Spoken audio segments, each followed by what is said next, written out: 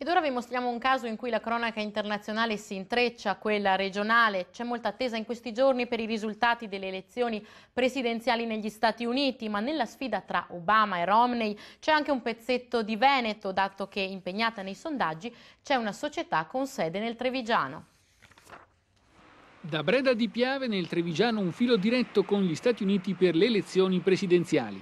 A tenerlo una società di sondaggi che dall'estate scorsa rileva le opinioni di cittadini USA per monitorare giorno per giorno la sfida tra Obama e Romney. Attraverso interviste telefoniche compiute sia da qua che dagli Stati Uniti cerchiamo con domande aperte, quindi non chiuse, totalmente libere, di capire dagli intervistati quali sono i segnali deboli, il sentiment diffuso che permetterebbe di creare un vantaggio per il candidato che noi seguiamo rispetto allo sfidante.